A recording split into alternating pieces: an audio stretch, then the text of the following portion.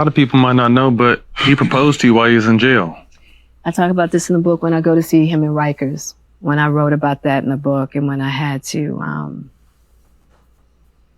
talk about it, speak my words for the audible version of the book. That was probably one of the more painful parts, seeing him there, the condition that he was in, and having to leave him there. And he was in bad shape. And so when he asked me to get married, he was at Rikers.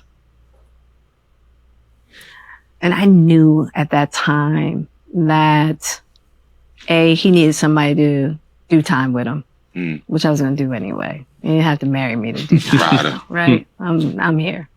I see why we love you. And then he needed a rock. He needed, because of our friendship and because of everything we had been through together, he just wanted to feel that solidified foundation, you know, because I promise you, he would have married me and divorced me as soon as his ass left jail. He would have. Right. I'll be real with it. Right. Because so many people in that position don't have support. Right. None at all. None. You know? And he got the best. Right. He was just like, look. And I just think it was the mind state that he was in. You know, he wrote me this long letter. And I think even before Pac went to jail, he was starting to shift in a certain manner. Good or bad? Good.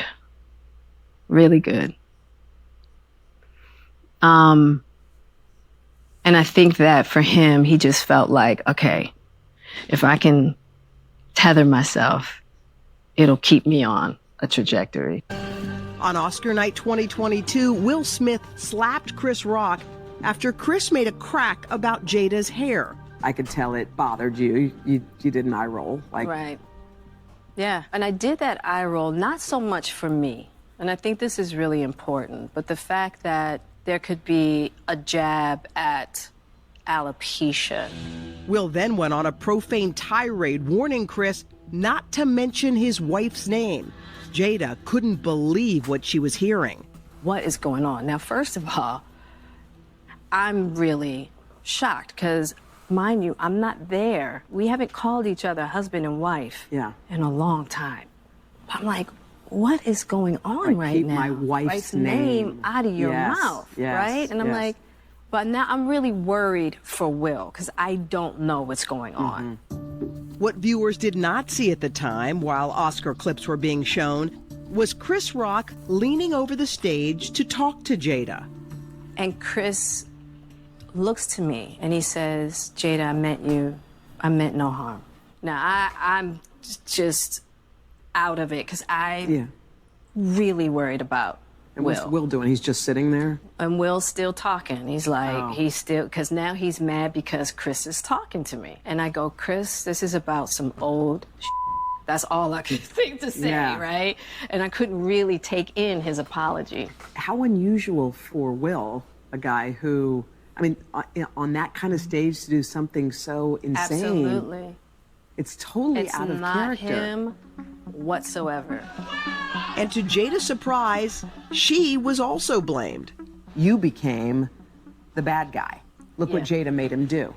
Jada rolled her eyes and look what he did. He ran up there and hit Chris. Poor Will. That's what the narrative became. Yeah.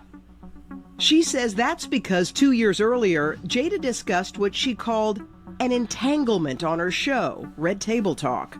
My honest opinion about that is that narrative had more to do with the false narrative that I helped to create on the Red Table. This is something I want y'all to understand very quickly.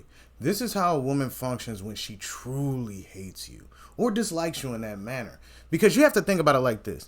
Why would she keep up with the lie as she is now presenting it? Oh, we've been separated since 2016. We live separate lives. We don't actually deal with one another. And the fact that he called me a wife was just so crazy because we haven't called each other husband or wife in forever. If you knew that, why would you continue on this lie or this path to act like you were the adulterous wife? Why? Because you're still legally married? Let's just face the facts. You claim y'all separated now. Why bring it up now? Why keep that lie going for as long as you did? Was it so you could look perfect in the eyes of the public? So when you were giving people information and talking to all these women and having these conversations, it was to make you look good. Not to show all the other stuff. Because if you would have admitted that y'all been separated, what was the point in putting that man on that show? If y'all had been separated that long, what was the point of having Will on the show? That's what I want to know. Sounds like you are out here to humiliate this man. And now you're acting like a woman scorned because of this book and the way you're talking about Pac and the way you're doing all of this and that. You know, this is all ridiculous. So poor Will because of the adulterous wife. Yeah. Who forced him to go to the table and sit there, you know what I mean? And now look at what she's done. She has the power with an eye roll to make him go up and slap somebody on stage. Jada Pinkett Smith, that's fucked up. Let's talk about the role of a wife. At least from the perspective of just sparing him. I'm not getting in the right or wrong. It's none of my business. I don't know about them. I don't want to know. But I know that it is uncomfortable and grotesquely unfair to emasculate your husband publicly. Publicly. He's Will Smith. How much smaller do you want to make him? How much? I mean, damn. Come on, Jada. This is wrong. You can't do this. You can't treat that man like that. It's none of our business. You screwing somebody, that's your business. Your husband ain't getting it done for you, that's your business. He was somebody else, you was somebody else, that's your business. You ain't got to be like that. Especially while you still married to him. Get a divorce, give up the money. Got a prenup? Don't take anything from him. You got skills. You got a career. It ain't his. But how much do you need? Anything to get this to stop. Every time I see Jada Pinkett Smith talk about Will Smith, I cringe. And I have nightmares for any and every single man out there who once had a loving woman they pledged their life to, only to turn around and to watch them talk about you in a fashion that can only shrivel you to this. We kings. We kings. We ain't here to be treated like that. You're queens and you shouldn't be treated like that either. And I get that.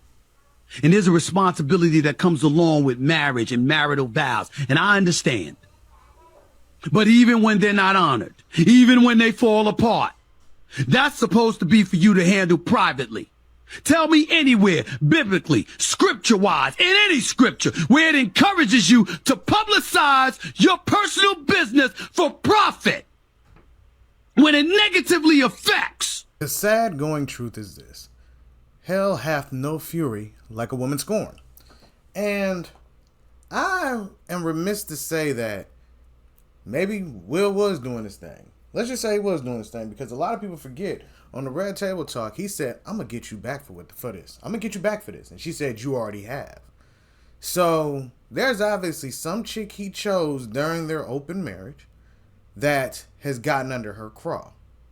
And he's talking about 7 years. 7 years of being separated. Why keep this charade going? I mean, I can understand his image. He's a star. He's got to keep this family ideology cracking. Explains why his kids was wilding out. Because when your parents go through separation, the kids start wilding out. They start doing bad things.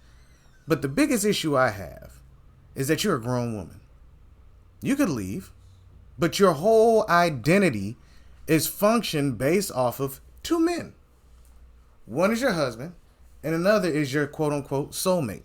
The same people that you still cannot keep out of your mouth. You want to insult your husband, he says happy birthday, you put up a video of you and Pac dancing to his music, Will Smith's music. So I'm starting to believe wholeheartedly is that you want to destroy his career. If you can't divorce him, because you need the name, obviously, you need that, whatever that is, because if you didn't need it, you wouldn't have stayed married. I can't find a reason to divorce him. There's plenty of them. You've been separated for 7 years. Y'all don't do nothing together. You were sleeping with another man. There are mountains of reasons why you should divorce him, but you don't want to, because you need him. Because the moment that y'all are no longer together, the industry will have nothing to do with you. That's why you're writing this book. This is probably your last ploy ditch to get what you can before you bail out. Because now that people know that y'all separated, they're going to start looking at you like a bully. And I mean this, you've got black folks across the internet just begging you to shut up. They're like, just please stop talking. No one cares. But we really do, because most men fear this type of thing. A woman that they love, or that they thought they loved, doesn't really care about them. Never really cared about them. Loved another man more than they loved them. That's why the idea of not being her first choice is a very serious issue for men. Because if you're not, one day you might end up like this. But let me know what y'all think down in the comment section, and be on the lookout for more videos. All right, everybody? Peace.